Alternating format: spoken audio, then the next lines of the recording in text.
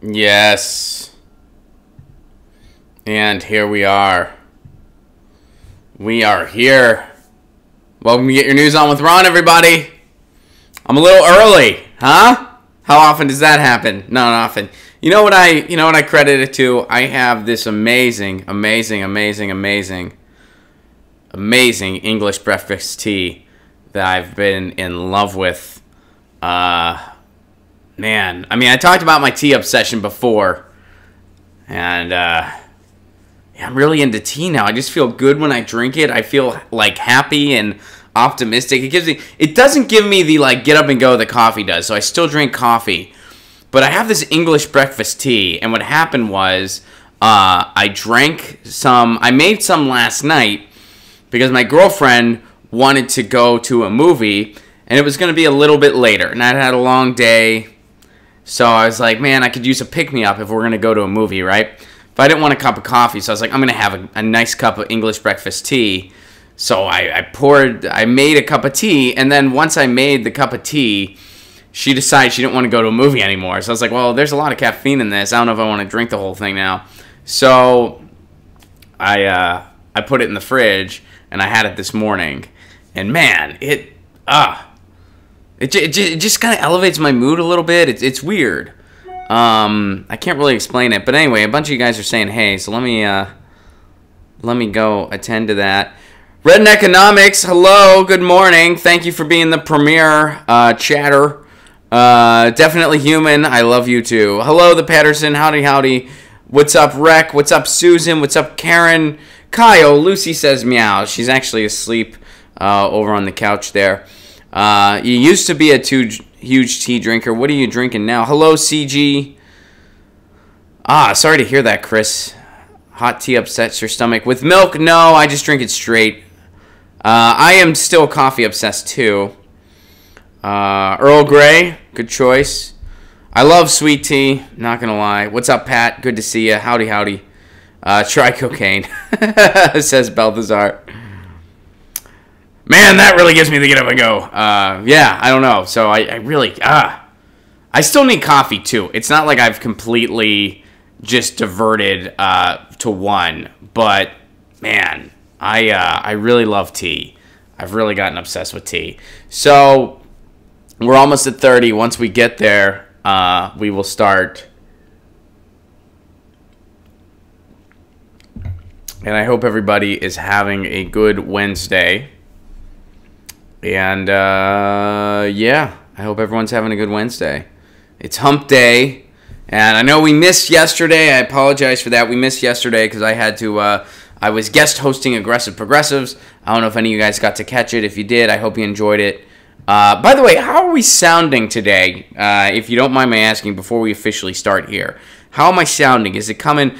I turned down my mic a little bit because I noticed that occasionally when I get excited, there's a little bit of clippage. So are we sounding okay? We're sounding good. Okay, we're sounding good. All right, cool. We are officially over 30. So welcome to Get Your News On with Ron, the world's first viewer-curated streaming news show. Good to see y'all. Welcome. So it's good to see everybody. And here's the deal. I'm going to have to divert from the norm today.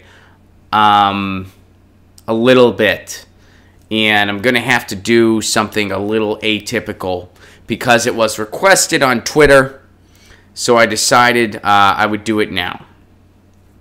So one thing I'm not a big fan of, I'm not a fan of people that opine about other people that opine. That's something here. Let me turn it down a little more. How's that? We good? I'm not a big fan of people that opine about other people that opine. I find it just very, very insular, and it just doesn't appeal to me. Like, I just don't, and I know some people like it. I know some people do it, and that's fine. You can use it as a conversation starter. That's fine. You can totally use it as a conversation starter. But as far as, you know, the videos that get made by so-and-so said this, and then so-and-so eviscerated so-and-so, I just have no interest in making that content. Like it just doesn't appeal to me. I'd rather throw my own ideas out there. That's just me. And, you know, I'm not... but that being said, there's always exceptions to the rules. And recently, I watched a thing regarding Abby Martin and Sam Harris. And, I tweeted about it because I couldn't resist it. And somebody requested I make a video about it, so I'm gonna talk about it now because I feel like it's valuable for what we're doing here. And so I'll give a disclaimer to start out. So Abby Martin, I've been a fan of Abby Martin since 2014. Recently, I got to meet her in person. She's a very nice person. I don't really know her that well, but the few times I've hung out with her and talked with her, she's a very nice person. And I respect her work an awful lot. Sam Harris, I don't know a ton about him. I tried to listen to Free Will, that one of his books. I tried to listen to it, and after the 8th time I've said, this is freaking ridiculous, within about 2 minutes, I turned it off. I couldn't stand it.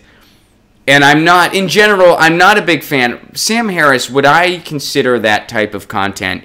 It is what I like to refer to as pop academia. And what that means is it's basically academic verbiage and academic jargon and different ways of thinking compiled for the masses. And that's what Sam Harris does. That's what someone like a Malcolm Gladwell does. And they use a lot of big words when it's convenient, but they package it in a way that it's really easy for the public to digest. I've never really found that stuff appealing. Now, I've read a couple Malcolm Gladwell books, and I've enjoyed them. They weren't bad. They were fine. To my knowledge, Malcolm Gladwell doesn't use ridiculous analogies to justify war. That's what Sam Harris does. But anyway, pop academia, I find boring. I don't care. So I'm not a big fan of Sam Harris based on what exposure I've had. Now, that exposure has not been a ton. But what exposure I have had, I've not liked. I thought Free Will was incredibly insipid and dull, and it was just being contrarian for contrarian's sake. And a lot of his other work I'm not familiar with, but here's something I am familiar with that I wanted to talk about. I was watching a video about him versus Abby Martin via Joe Rogan's podcast, and I couldn't resist wanting to talk about this with you guys. So here it goes. So basically, here's the setup here. Abby Martin was on Joe Rogan. She critiqued some of the stuff Sam Harris has said. So then Sam Harris was on Joe Rogan, and he basically said that Abby Martin... He said to Joe, he's like, I applaud you for sitting through Abby Martin because she was basically making you drink from a hose of bullshit. And then after he said that, Sam Harris went on to completely bullshit Joe Rogan. That's called gaslighting, by the way. That's what that's called. That's called gaslighting. You just say that somebody is completely off-kiltered and insane. You have no evidence backing that up. Meanwhile, your analogies are absolutely ridiculous. He gave an analogy likening endless war in casualties in war, innocent casualties in war, to when you accidentally stab your friend with a kitchen knife. So his analogy is, casualties are inevitable. It's just like how you accidentally stab somebody with a kitchen knife. Which is an absolutely ridiculous comparison. First of all, it's morally disgusting. But also, how often do you stab your friend accidentally with a kitchen knife in the kitchen? Seldom, if ever. How often do drone strikes kill innocent people? All the time. A. And B, he brings up, he's like, in one case, if someone's trying to murder you and they stab you, they just leave you to die because they're trying to murder you. If someone accidentally stabs you, they take you to the hospital. Okay, so applying that analogy to endless war, which is what he was doing, how often does our intervention actually help anybody? Never. I think the argument could be made, never. It never does. It's not like we fix everything. We don't. We leave places a mess. So, for a number of reasons, that analogy was completely bogus. And here's the one that I thought was the most ridiculous thing of all. And why I bring this up, too, especially, is notice what he does when Joe Rogan kind of pushes back. All right, here we go.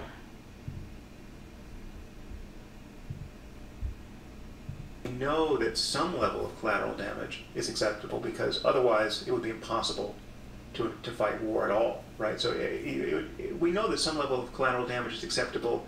First of all, I'd be fine if we stopped fighting war in general. So that right there. He really subtly just disclosed his agenda there, which is, I got to justify war. All right, let's keep moving. Just driving on our roads. 30,000 people die every year on our roads.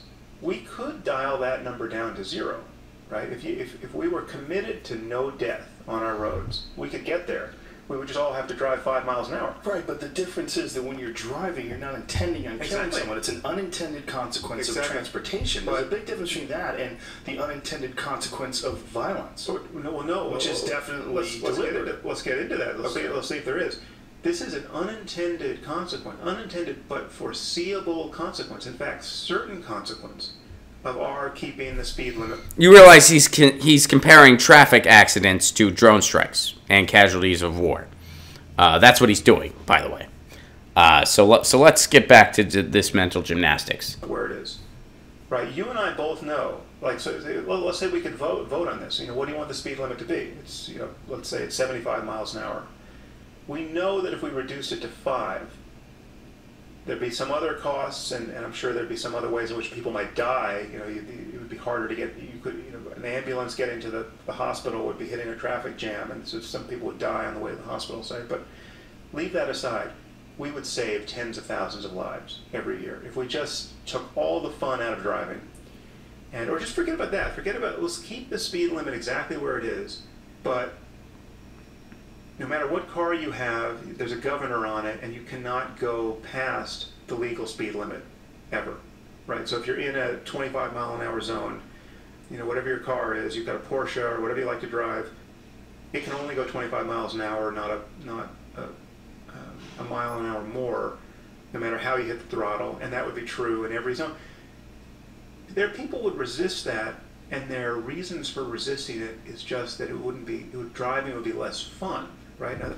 So the reason we drive fast is not because we need to get places quickly, but because it's fun. That's this guy's logic. That's a nice... I guess he never has to get somewhere in haste in his life. He must be wealthy enough that maybe he has drivers take care of that for him. I don't know. But that is interesting logic that I've never heard before. We drive fast because it's fun. Not because we have to get places. Not because somebody might be working 3 jobs and might have to get to their other job, but because it's fun. All right, let's keep going with this. And that is if anything is indefensible when you're talking about kids being killed, that is, right? That's a straw man, but okay. Far more superficial commitment than wanting to get the higher-ups in Al-Qaeda who are trying to, at some point, blow up an American city. Right, but imagine if as many innocent people died from driving from one activity. Think about the amount of people that die. They do. But they don't. They do. But the numbers are nowhere near. What about the numbers? Let's talk about the numbers. Drone numbers. How about the drone numbers? What are the percentage of people that have died, the innocent people that have died because of drone strikes? It's more than 80%. Okay. It's more than 80%. I don't actually. I just have to plead ignorance on that. I don't know those numbers. They're crazy. They're very high. They're very high. But hold on for a second. But hold on for a second, because you're talking about something like driving. Driving 30,000 a year every year reliably. Last 10 years has been 300,000 people in the U.S. How many people who drive on a daily basis wind up driving their whole life and never killing anybody? Most. Yeah. Most. Well, how many drone strikes? But that's not. How many drone strikes wind up not killing innocent people? Almost none. Okay, but that's not necessarily the way to analyze it, or at least I would argue that's not the way. But let's just talk about numbers, for instance. and that's my big reason for bringing this up. When Joe Rogan just exposed his analogy for being completely ridiculous, which it is, and he just, there's so many ways why we can dissect how that comparison he gave is absolutely ridiculous. Comparing drone strikes to driving a car and casualties in war to traffic accidents. When again, when you're driving, you're not trying to kill anybody. A drone is trying to kill people, and maybe it just kills the wrong people. A. B, as Joe Rogan pointed out, how many people drive their whole lives, never kill anybody? Most people. How many drones don't kill innocent people? Pretty much none. So it's a terrible analogy that, aside from being morally disgusting, because you see how that's subtly trying to justify war, don't you? You're comparing these everyday things that everyone does to something atrocious like killing innocent civilians with a drone. So people are like, well, I guess it's just like me driving every day. I mean, really, we have to do these drone strikes. I have to drive to my job. And man, I mean, if I didn't love driving fast, I could just drive 5 miles an hour. It has nothing to do with our transportation needs and our needs to get somewhere in a reasonable amount of time because we work. It has everything to do with fun. We like driving fast because it's fun. Clearly, Sam Harris doesn't have a job where he's required to sit in rush hour traffic and go as fast as he can to get to work each day. Otherwise, he would probably switch his thesis around a little bit that the reason we don't all drive 5 miles an hour is because it's fun not to. Rush hour is not fun, Sam. Wow, what a wall of privilege. Let's see what you guys are saying. Because, maybe I got this one wrong. I don't know. Pseudo-intellectual, that's very accurate. He's trying to make war sound normal. Exactly. Sam Harris is a shill for the military-industrial complex. Exactly. Let's see. Sam has books on meditation and hate. He's very flexible. Zero Divisor. Ron, we don't all live in L.A., though. Zero Divisor, if you think L.A. is the only city that has traffic, you should drive around a little more. There's plenty of traffic in other places. How tone deaf, I agree. Sam Harris and Bill Maher versus Ben Affleck is worth watching. What show was that on? Interesting. A Wall of Privilege sounds about right.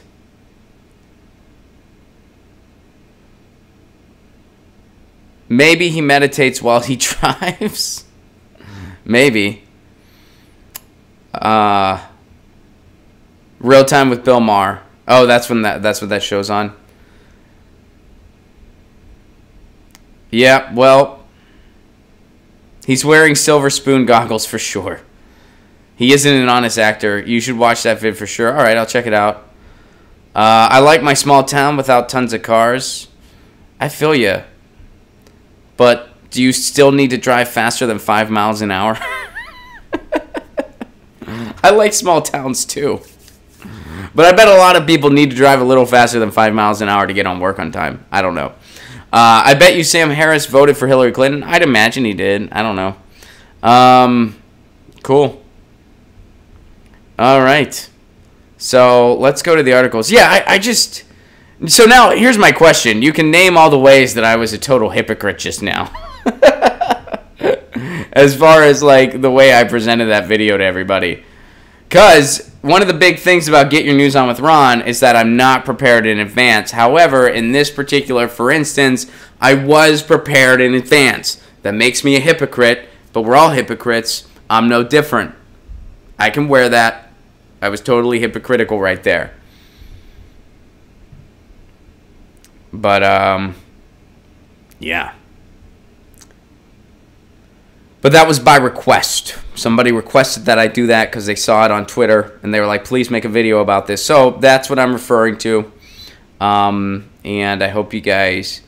And here's the bigger theme, because this clip is over a year old, so it's not like this is topical right now. Here's the bigger theme. When Joe Rogan, exposed his analogy for being absolutely ridiculous, which I don't see how any rational thinking person wouldn't think that analogy is completely ridiculous. But that's what helps this guy sell books. This helps Sam Harris sell books. When you compare drone strikes to traffic, people are going to be like, how are drone strikes like traffic? See how this warmonger made it up. And again, that's what pop academia is. They take a preconceived truth or understanding, they flip it on its side, and they examine it from that lens. Now, that can be incredibly interesting. Or it can kind of just be a bunch of word salad and jargon. And I think in most cases, it's usually the latter. In Sam Harris's case, it sure as hell is. At least, again, based on all the exposure I have had. Which hasn't been a ton, but based on this garbage that we just watched, I think that's a good for instance. And when Joe Rogan exposed his analogy, what did Sam Harris do? He said, well, that's not the right way to look at it. When you do that, you pretty much shield yourself from ever losing a debate, because you're making up your own thesis and your own premises, and then when somebody picks them apart and exposes them, you just say, well, you're not looking at it right. And that's what he's notorious for doing. You put yourself in a corner, so technically you can never really lose a debate because you're dictating your data, you're dictating your verbiage, and you're dictating your terms. It's dishonest. But people like Sam Harris can get away with it. And he has over 1 million followers on Twitter. What I'm saying is, and he's not the only one. I'm not trying to just say he's a lone actor. He's not. But when you see people like Sam Harris doing stuff like this, when you see people like Henry Kissinger doing stuff like this, it is gaslighting, and it is cornering themselves so they can never lose a debate. Recognize that for what it is. It's nothing more than a rhetorical game, and there's nothing honest about it. All right, so let's move on. Let me find the right place on the timeline here. Oh, this looks interesting. So, Davey D sent this, and what they said here is we need affordable housing in America. So let me go ahead and give this a Get Your News On With Ron retweet, and then we're going to go to the article itself. It looks kind of interesting, and it's about housing around the world, kind of, and how affordable housing can sometimes actually be quite nice. And they're looking at a place in Vienna here. So let's see what this is all about. Vienna's affordable housing paradise. Public housing is the accommodation of last resort in the U.S. Not so in Austria's capital city. That's a pretty cool picture, huh? All right, so what's going on here? Almach, which I'm sure I'm mispronouncing, has called Vienna home for more than 30 years. The 52-year-old Austrian journalist and writer lives in a subsidized apartment in the north of the European city, in one of the many low-cost housing complexes built around leafy courtyards by the municipal government. Mock pays 300 euros, or the equivalent of $350 a month, in rent for his one-bedroom apartment, only 10% of his income. It's great. I'm really happy living here, he says. I like all the green space right outside my window. When people from other countries visit, they can't believe it's so nice and also so cheap. With its affordable and attractive places to live, the Austrian capital is fast becoming the international gold standard when it comes to public housing, or what Europeans call social housing. In Vienna's case, government-subsidized housing rented out by the municipality or nonprofit housing associations. Unlike America's public housing projects, which remain unloved and underfunded, I think that's putting it gently, the city schemes are generally held to be at the forefront, not only of progressive planning policy, but also of sustainable design. So in other words, instead of demonizing social safety nets and social building, it's actually encouraged and smiled upon. One car-free housing project in the Floridsdorf district, where Mock lives, for example, uses the space usually reserved for car parking for a bicycle repair shop, play areas for children, and some car-sharing bays. A publicly subsidized experimental development in Oberla in South Vienna heats homes using waste thermal water from local hot springs and recycles rainwater to flush toilets and irrigates gardens. So they have a sustainable way of doing things. Social housing in Vienna has been widespread since the 1920s, when the post-war municipality, led by the Social Democrats, began building high-density estates all over the city, typically 6 to 8-story apartment blocks with communal green spaces. Today, anyone earning up to $53,000 a year after taxes is eligible for a subsidized apartment, and the median gross annual income is about $31,500. Wow. So you can have nice things under something like socialized housing. It can benefit a community. That journalist pays 10% of his income into rent. Does anybody here, let me turn it over to you guys. Does anybody in this chat only pay 10% of their income towards rent? I do not. I pay way more than 10% of my income towards rent every month. Off the top of my head, I'm not exactly sure how much, but it's significantly more than 10%. I can promise you that. If I thought about how much it actually was, it would probably depress me. Let me see if you guys... Does anybody? I wish. Let me check. Haha. I pay 90%. More like 40. More like 40. A lot of you guys are around 40. 50 plus. And you're not supposed... I mean, they say if you're paying more than 30, that's not the way to be. But, you know, we don't have a choice. That's funny. I only think I pay 10% when I'm too high to do math. 60, 50, 75, 60%, about 40%. My rent is $500. I only make $600 a month. Yeah. Jenna, this is why I love Pittsburgh. Pittsburgh's my hometown, and Pittsburgh is cheap. I can say that. And by the way, November 23rd, I'll be at Ham Bones in Pittsburgh. Tickets are available now at ronplacone.com. Shameless plug, since we got there naturally. Let's see. Marcus, have you visited Maryland before? What are your 3 favorite places there? And how can we do this in America? Thoughts, Ron? All right, I'll answer both of those questions. First of all, how can we do this in America? We divert some of that money we spend on the military every year, which is more than the next 13 countries combined, and we put some of that into social projects like infrastructure and housing and a Green New Deal. Oh, we talked about that before. We have the money and we have the resources, and it really is that simple. And by the way, we're going to get an MMT lesson soon. Just another side as far as dealing with resources goes. We are going to have a guest soon that is going to give us an abbreviated MMT lesson. I say abbreviated because they told me that the MMT lesson takes like 2 hours. And I said, well, my show is an hour, and I want you to take fewer questions. So if you can condense it into an hour that includes time for fewer questions, I'll have it for a Get Your News On with Ron segment. If you can't, sorry, I'm not going to be able to do it. So, but the person said they could. So we will be having an MMT specialist on here shortly. And honestly, I mean, I don't know a ton about it yet either. So I'm excited to learn a little bit more about it. I'll be honest, some of the fans creep me out a little bit. It seems kind of culty in some ways and mildly creepy. I'm referring to anonymous people on Twitter that just tweet at you and they're like, learn MMT or the world's going to end. It's like, all right, calm down. But... you know, certainly that's not everybody, and the expert that's coming, I'm very excited to have on, and I think it's going to be a really fun episode when we do that. All right, Marcus's other question, that's a lot easier to answer. Have you visited Maryland before? Yes, I have. What are your 3 favorite places there? My 3 favorite places. So I've visited Maryland a lot, especially like since I've been on the road and stuff like that. What are my 3 favorite places there? My 3 favorite places in Maryland.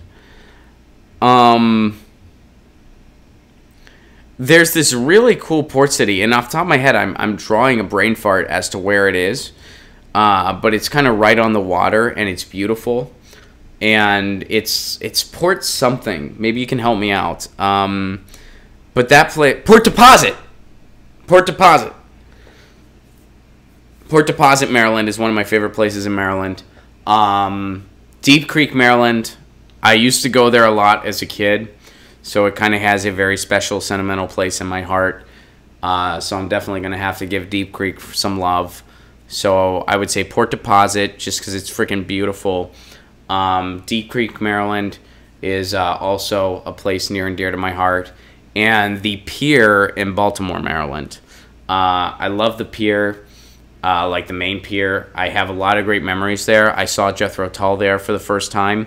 And this is a bigger deal for me, an even bigger deal. I have my first cannoli there, and cannoli is my favorite pastry in the world. I love a good cannoli, and I had my first one on the pier in Baltimore, Maryland. So the Baltimore Pier does have a special place in my heart, so I'm going to have to go with those as my top 3 favorite places. Port Deposit, because it's freaking beautiful. Deep Creek, spent a lot of time there as a kid, got a lot of fond memories, because I grew up I grew up nearby in Pittsburgh, and the pier in Baltimore. Thanks for the question. I appreciate it very much. All right, let's move on. That was a really cool article. I appreciate it very much. And as far as when will I be touring in Maryland, Graham Elwood and I are going to do the East Coast next year, and we will for sure be in Washington, D.C. We are definitely going to Washington, D.C. Right now, that's the closest I know we're going, but we are for sure going to Washington, D.C. All right, this is from David. Let me go ahead and give this a Get Your News On With Ron retweet.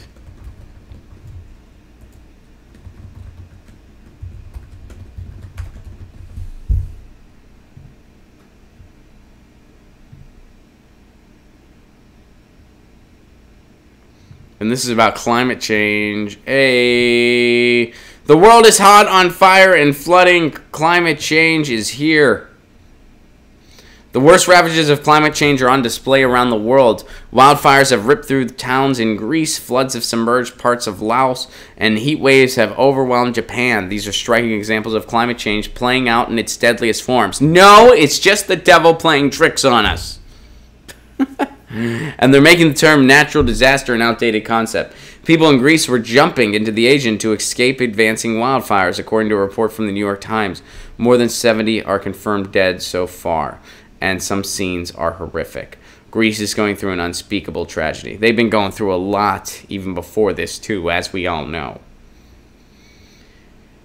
Ample evidence links worsening fires with human activity. Greece and much of the Mediterranean region is projected to turn into desert over the next several decades, and there are signs this shift has already begun. As the region's native trees die off and urban areas expand into neglected forests, firefighting resources are becoming woefully overmatched. Regardless of ignition source, arson or lightning or human carelessness, massive wildfires will become more common as droughts intensify and heat waves get more common. Extreme winds, like those blamed for fanning the flames this week in Greece, can make an already dire situation uncontrollable. It's the hottest month of one of the hottest years in the history of human civilization. And then there are the rains. In Laos, after days of downpour, a hydropower dam that was under construction collapsed on Tuesday. Hundreds of people have been reporting missing. Now, this is a popular misconception about climate change.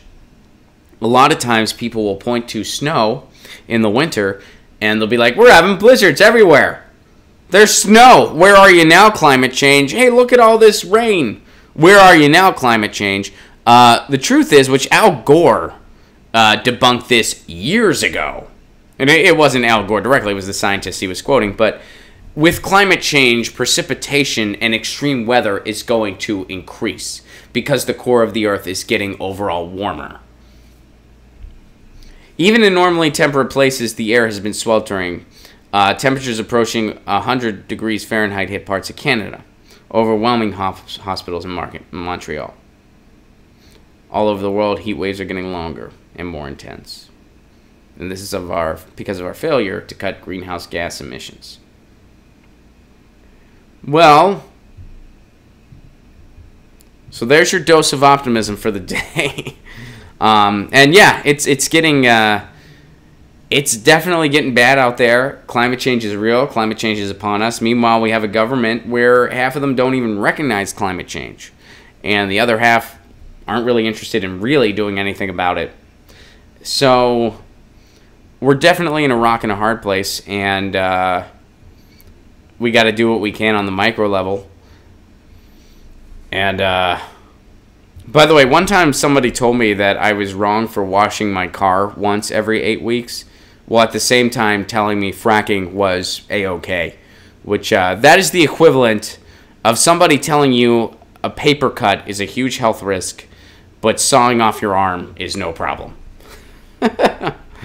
So we also got to prioritize and kind of be realistic and reasonable with stuff. Another quick aside there. All right, thanks for sharing that, David.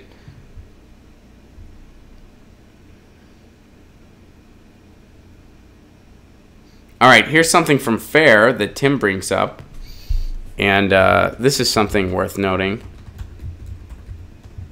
And this is from FAIR. FAIR is the Organization for Fairness and Accuracy in Reporting.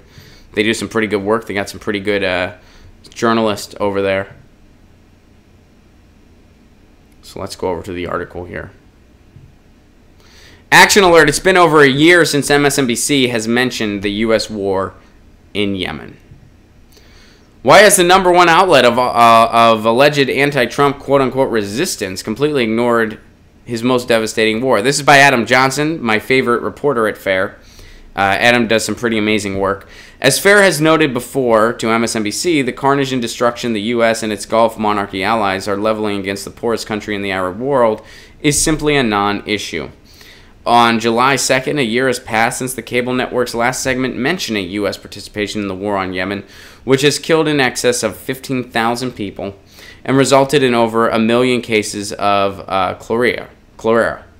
The U.S. is backing a Saudi-led bombing campaign with intelligence, refueling, political cover, military hardware, and, as of March, ground troops. None of this matters at all to what Adweek calls the network of the resistance. By way of contrast, as MSNBC was marking a year without mentioning the U.S. role in Yemen, the PBS NewsHour was running a 3-part series on the war, with the second part headline, American-made bombs in Yemen are killing civilians, destroying infrastructure, and fueling anger at the U.S. MSNBC chat show / Starbucks commercial. Nice. Good job, Adam. Morning Joe did run one segment that vaguely mentioned the war on Yemen, but failed to note that the U.S. role in it is at all, much less the Washington is arming and backing the conflict's primary aggressor. Instead, they did perverse inversion, previously mastered by Washington Post Jackson Deal, of not only ignoring the U.S.'s major role in killing of thousands, but painting the U.S. as a noble haven for refugees. Yeah. It's not Russia. It's not Stormy Daniels. It's not something that's going to grab quick ad revenue. And by the way, MSNBC, history of being a pro-war network. It used to be owned by General Electric. Now it's owned by Comcast. All the corporate media is pro-war because they are incentivized to be so. Because defense contractors buy ad time there. And oil and gas companies buy ad time there. They're not buying ad time to get the word out. Nobody's thinking about, man, where am I going to get my next bomb from? Man, I wonder if I don't put gasoline in my car, will it still go? No, it won't. We all know that. It won't go still. They're not trying to get the word out. They're trying to buy favorable coverage, and it works. Because we don't really have news agencies at the corporate level. We have PR agencies disguised as news outlets.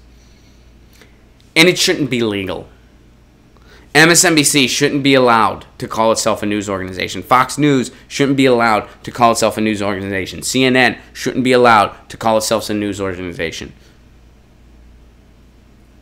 They have the right to publish content, sure. I'm not going to say they can't publish content. They have the right to publish content. But they should have a disclaimer saying who owns them and what exactly they are. And they should be designated a public relations organization because that's what they are. News organizations should solely have no profit motive whatsoever, other than what is necessary to sustain themselves. Especially if they're going to be widely distributed around the country, news organizations. Kind of like the way England does it with the BBC. They're still independent media over there, but the BBC, which yes, does have its problems, is largely a public utility for people. Is it flawed? Of course it is. If we did something similar here, would it be flawed? Of course it would be. But again, compared to what we have, I mean, our media structure is absolutely repulsive and appalling.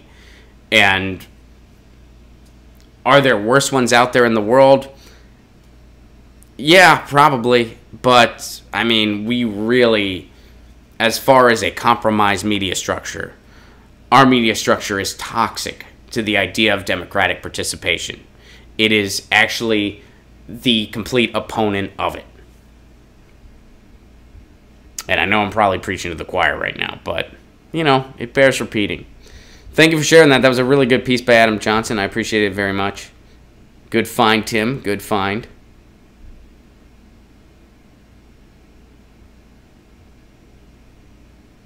All right, this is from Cappuccino Conservative.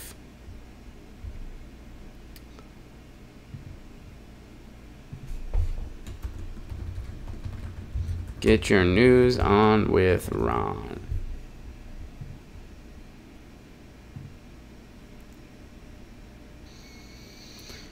And I'm not sure, this might be a feel-good story. Hold tight, everybody. Here, let's look at I haven't read the headline fully yet. Swedish student blocks Afghan's deportation by refusing to sit down on flight. This is a feel-good story.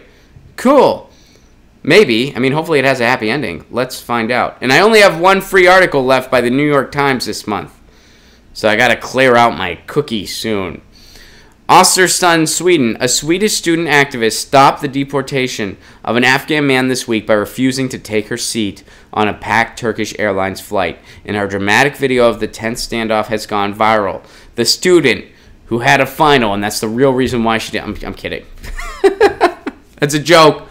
The student, Alen Ersin, initially bought a ticket because she believed that a 26-year-old man from Afghanistan was being deported to Kabul from Landvetter Airport in Gothenburg via Istanbul. When she got on the plane, the 26-year-old was not there, but an Afghan deportee in his 50s was with the Swedish authorities. Ms. Erison, 21, live-streamed the standoff on the flight late Monday on Facebook, and footage of the 14-minute video shows her in tears, at times being confronted by crew members and angry passengers, but she also garnered some support. I'm not going to sit down until this person is off the plane because he is most likely to get killed if he is on this plane when it goes up. She didn't mean he was going to get killed on the plane, did she? Okay, yeah, I don't think that's what she meant. I think she meant, like, if he's on this plane, it's going to land and he's going to go back, and it's not going to be good for him. All right. Anyway, yeah, I kind of misread that. As Miss Erson narrates the video, which had 2.7 million views on Wednesday afternoon, a male voice with an English accent can be heard calling her frightening and telling her to think of the children on the flight. I am doing what I can to save a person's life. As long as a person is standing up, the pilot cannot take off. All I want to do is stop the deportation, and then I will comply with the rules here. This is all perfectly legal, and I have not committed a crime. She says that the long-running war in Afghanistan has made the security situation there not safe to send anyone back. All right. In the end, both the Afghan man and Miss Erson left the plane. It's mostly likely that the man's deportation will be carried out later. All right. So, I guess it's kind of a happy ending. Not quite. Hans Leppens, a spokesman for the Swedish police in Gothenburg, said Miss Erson's refusal to sit down constituted a civil infraction, but not a crime. Well, that really speaks miles to Sweden versus the United States. If that happened in the United States, hired goons would have gotten on that plane. They would have beat the shit out of the girl. They would have tased her. They would have dragged her off the flight by her hair, and then she would be facing criminal charges. That's what would have happened in the United States. And if you think, oh, Ron, there wouldn't be violence against a girl, go ahead and look at the video of a girl that passed a breathalyzer on the beach and then refused to give the police officer her name because she didn't have to, because she wasn't doing anything wrong. She wasn't drinking. She was underage, yes, but she wasn't drinking. She passed a breathalyzer. So when the policeman continued to harass her, which, yes, that is harassment. That's not a police officer doing their job. It's harassment. Say, well, what's your name? I want to see some ID. No, I'm not doing anything wrong. You have no right to just infringe on me like that. I'm not doing anything wrong. I'm not drinking. I'm under 21, but I'm not drinking. I'm sitting on a beach. I am breaking no laws. When she refused to do that, the police officer proceeded to beat the shit out of her. This was a girl in a two-piece bathing suit, by the way. A scantily clad girl with this male officer beating the shit out of her. She did nothing wrong.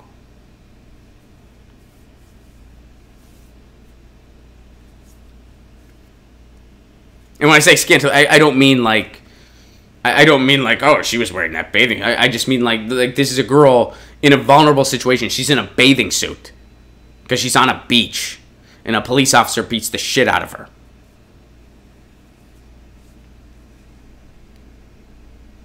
I mean, so yeah, that's what would happen. If this happened in the United States, a hired thug would get on that plane, beat the shit out of the girl, drag her off by her hair, and then she'd face criminal charges. At least in Sweden, they respect the right to protest. So I guess that's somewhat reassuring. Let's see what you guys are saying about this. Try incognito mode to get... Oh, that's a good idea. That's a good idea.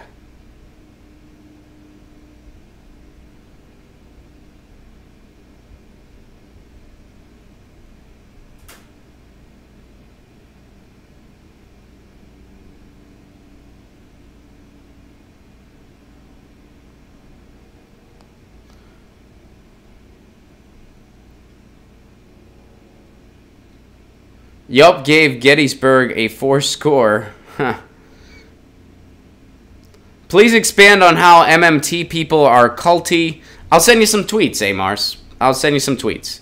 Shout out for Adam Johnson's podcast, Citations Needed. Chlora is announced like Florida. Thank you, Kate. I asked Steve-O via Super Chat on last AP chat if he would post AP the same day, and he said he would, not yesterday's Sigh. Castillo, PBS NewsHour is also brought to you by Litos of the Military Industrial Complex. That is true. Meant solid chat at Daniel No Shades. All right, gotcha. $300. I don't think you meant to do that.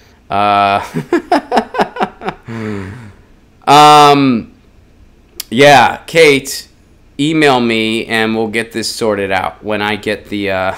We'll make even when I get the. When I get the check from YouTube, we will make even, and I will fix that for you via PayPal or something. I appreciate, I appreciate the $300, but yeah, email me. We'll get it sorted out because yeah, that's I know that if I accidentally gave $300 on a super chat, I'd be a little bummed out too. So yeah, please email me. We will get it sorted out. You know, we are kind of at YouTube's mercy. But once it hits for me, I will make sure you are made whole, and I will give you $298. You're welcome, Kate. And hey, Mars, I'm not trying to bet. I'm interested in learning about MMT. There are a lot of great people that are supportive of MMT that emailed me. I like Stephanie Kilton. I'm just saying, some of the people, they get a little aggressive about it. And they're just like, learn MMT now! I've had somebody tweet me multiple times to the point where I had to mute them. That's all I'm saying, Mars. I'm sure that doesn't apply to you. That doesn't apply to most people. It's just a handful. And look, I'm a Steely Dan fan. I enjoy their music. Some Steely Dan fans are a little excessive and creepy. They'll chew your ear off for an hour and a half about how Steely Dan is the greatest band ever. It gets to the point where you almost don't want to listen to them anymore. But I still enjoy their music. That's all.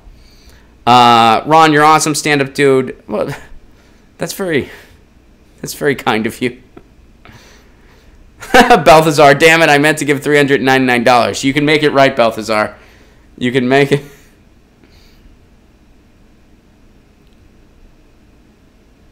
Ron, you are not 27 if you like Steely Dan. I went to see a Steely Dan concert when I was 8, sir. So, yes.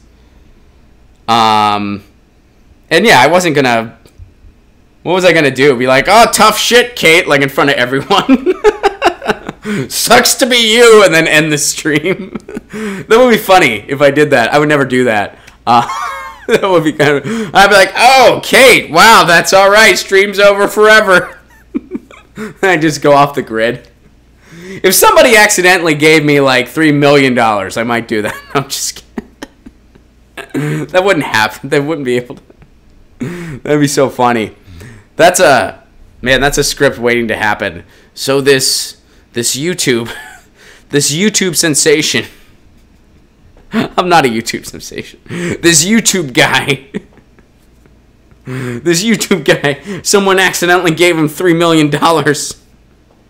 And he went off the grid. Kate, if you need to contact your bank, please do so. I can't stop anything in the process. Like I can't stop it from going through. So if you do need to contact your bank, please do so. That would be out of my hands. I have no power to do anything there.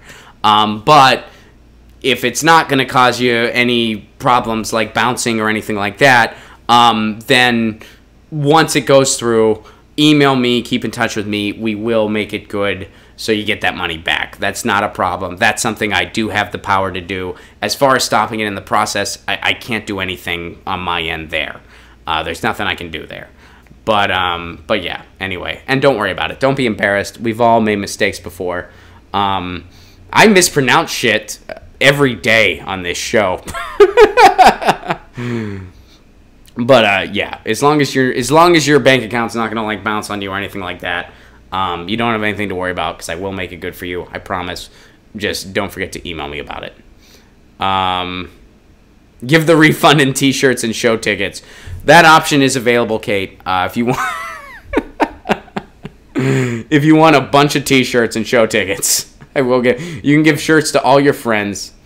Costello, you're right about who funds PBS, and it is sad. But they're still better than MSNBC, even despite all that, at least in this, for instance, that Adam Johnson pointed out.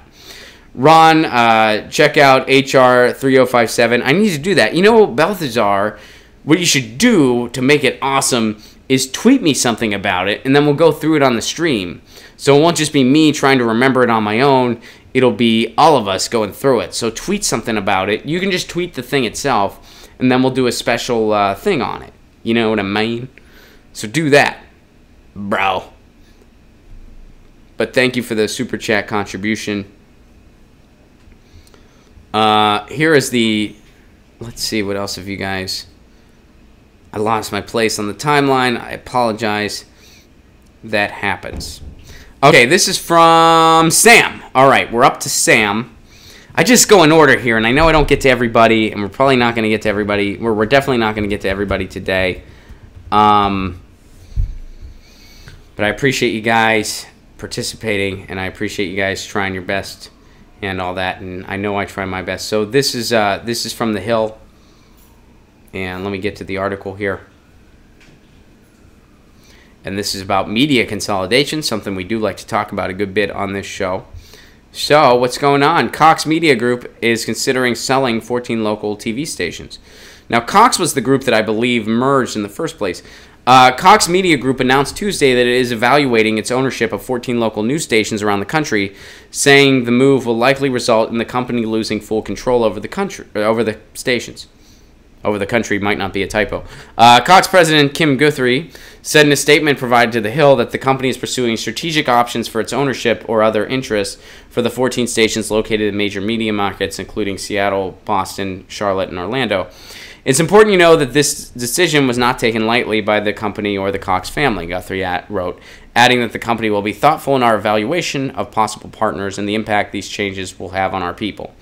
Our analysis shows that scale is critical to be successful. We firmly believe that our great... blah, blah, blah, blah, blah. Okay, so Cox's Media Group's decision to review its ownership of the station comes at its larger... Oh, no, Sinclair. That's the big one. That was the recent merger, Sinclair. So not too long ago, the FCC passed that law that kind of loosened the ownership rules on TV stations, although the rules are already pretty loose. But it loosened them even further. So Sinclair bought up a bunch of TV stations, and they synchronized their statements all across the country in a very Orwellian, gross move. Cox Media Group's decision to review its ownership of the station comes as its largest competitor, Sinclair, has sought to win regulatory approval for its proposed $3.9 billion merger with Tribune Media. Sinclair has faced criticism over its pro-Trump opinion segments. Many of the members of the media and opponents of the president have seized on this issue to make it seem as if those who are tough on immigration are somehow monsters. Sinclair Broadcast Group's chief political analyst, Boris Epstein, a former Trump spokesman, said in a segment, "No, what's monstrous is what's going on with children being torn away from their mothers, what ICE is doing, kicking over water meant for people, kicking over water, being brutal at the border, having this completely unnecessary militant response to immigration. That's what's monstrous. Not having reasonable border security that every nation has. That's not the monstrous part, but that's not what we're doing in the United States. So don't make it out like, oh, if you want any type of immigration, you're somehow a monster. No. Don't try to tie a bow and put a bow on what's going on here. It's not being tough on immigration. It's being brutal and inhumane. And we're supposed to pay for it. It's unclear whether Cox already has a buyer in mind. So, this is just more media consolidation 101. Sinclair is doing similar to what Clear Channel did when the Telecommunications Act of 1996 happened. They're buying up a bunch of television stations. They're probably overpaying for them because for them it doesn't matter. They just want to homogenize stuff. They're going to drive these television stations into the ground. And I mean, whether Cox is doing something similar on a smaller scale, I'm not sure one way or another. I think all media homogenization is bad. I'm not as familiar with Cox as I am with Sinclair in this, for instance, but it could have been a similar thing where they gobbled up a bunch of local TV stations, overpaid for them, didn't have a plan to make them sustainable, so now they're losing money, so they're just going to sell them. It might be a similar notion. So, you know, I'm all about having a media expansion, kind of like what Audioport does, where they have programming, but it's very localized and it's all over the country, and it's kind of an established brand where people know what they're getting with that type of media. But media homogenization that these large corporations do is not that. And if it does have a political bent, it's bent to the right, to the hard right, because it's favoring the narrative of the corporatocracy. So, and we already gutted radio. Radio's over. It's not going to come back. You know, there's still some gems there, but you really got to dig for them. Local TV is going to be no different. And if we don't hold the front lines on net neutrality, the same thing's going to happen to the internet. It'll happen to the internet next. And don't think it can happen, because it can. So while media homogenization in old media is an issue, and one I pay attention to, and one that is worthy of concern, the bigger fish to fry is to preserve the free and open internet. And that's why I'm trying to get municipal internet through here, where I live in Pasadena. I'm trying to do everything I can for net neutrality.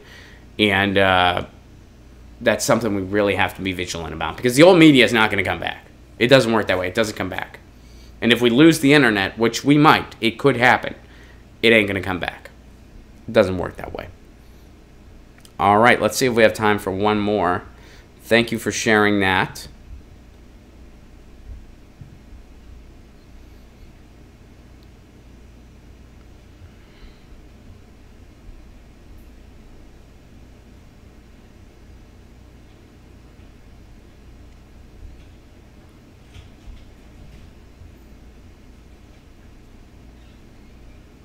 Some of you guys sent multiple things, which I do appreciate, but I want to try to, you know, give other people a turn. So I'm going to kind of skip a little bit around here. All right, this is from Balthazar. This might be the act you were referring to. Let me see if that's what this is. We might not have time to get to it because we only have 6 minutes left. But let me see if we can skim it here real quick, and then we'll sign off.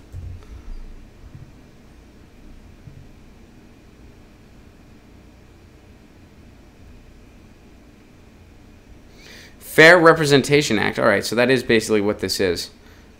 All right, so Fair Representation Act would be the most comprehensive approach to changing how we elect Congress in American history.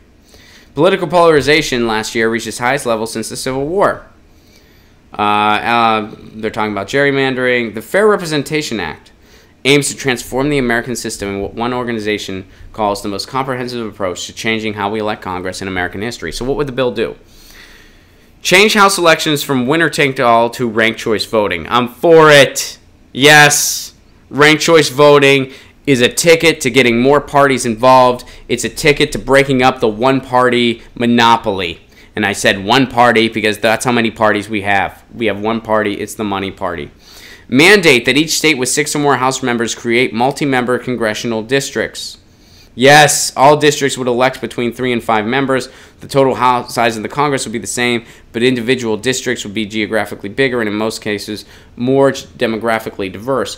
And it should be an accurate representation of the people that live there, meaning there should be representatives that reflect the population and not more for other places over others. More as in it's disproportionate how much representation one state gets over another. Requires states to redistrict by independent commissions, not through partisan legislators. The bill was introduced on June 26 by Representative Don Bayer, labeled in the House as H.R. 3057. So far, this seems like a step in a much better direction to give us more fair elections and have a more representative government. So, Balthazar, thank you for sharing that. I'm sorry we don't have more time to kind of unpack it, but we are pretty much out of time. But yeah, we can totally do more on that in the future. If you want to talk about it more in depthly, tweet it again. But so far, looking at the cliff notes on it, that seems like a really good bill that I am 110% in support of. Guys, we're pretty much out of time. Let me get to a couple more chats here. Marcus, will Jimmy Dore Show, TYT, and Secular Talk give your show a shout-out, Ron? I have no. I mean, Jimmy does. Jimmy talks about Get Your News On with Ron. Steph talks about Get Your News On with Ron. You know, we talk about it on the Jimmy Dore Show from time to time. So I can say firsthand in that case, well, yeah, because I've been on the show when it's happened. TYT, Secular Talk, I don't know. If they want to, they can. If they don't want to, that's fine too. I know Kyle has said some kind things about the Jimmy Dore Show before. You know, I like Kyle. I like Kyle's stuff. I think he does good work. Same with TYT. So, yeah. I don't know if Get Your News On with Ron is in my lower third for TYT or not. I think it's just my Twitter handle. But that's totally fine because following me on Twitter is the best way to stay up to date with everything I got going on. The Fairness Doctrine repealed by Reagan FCC in 1987.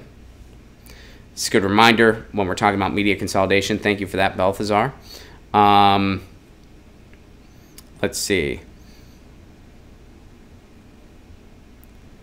And I wish Donahue had a podcast. I do too. You know what? I'm going to email him and I'm going to say we should start a podcast together. If I started a podcast with Phil Donahue, would you guys be into it? I love seeing Ron on Crosstalk. Thank you, Solidarity. Let Peter Lavelle know. Sometimes Peter tunes into this show. Let him know. And Kate, don't worry. We're going to make it right. You're not going to lose $300. Some of you guys are still talking about that. All right, cool. I'm going to email Phil. I'm going to find Phil Donahue, and I'm going to offer him to be on this show. And then I'm going to ask him if he wants to start a podcast with me. And he's probably going to be like, who the hell are you? And I'll be like, dude, in the chat, it happened. For real, it totally did. It happened. And he's going to be like, I still don't know who the hell you are. And I'm going to be like, I know, but dude, hey, Dwayne, if you all email him, yeah, do it. All you guys email him. Send him an email. I'm going to email him today. The rest of you, see what happens. See what happens. Guys, we are totally out of time. Thank you so much for being part of this. This has been Get Your News On with Ron, the world's first viewer-curated streaming news show. And a little bit of housekeeping. New dates for the Progressive Comedy Tour have been announced, and I have a special announcement that this is only the second time I brought this up. So, November 2nd, Graham Elwood and I are going to be in Sacramento, California. November 3rd, we're going to be in San Francisco, California. Tickets are available now at ronplacone.com. By the way, if you want to go to that show for free, how can you do it? Become a patron. Patreon.com/ronplacone. For a Give What You Can level, you get all kinds of exclusive content and free tickets to my show when I'm in your town. Now, what's fun about the upcoming shows in California? Our special guest is going to be Peter Douche. The Twitter sensation Peter Douche is going to be opening the shows in Sacramento and San Francisco.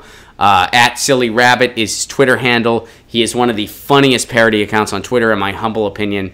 So if you want to see him live, you can do so along with Graham Elwood and myself in Sacramento and San Francisco, California.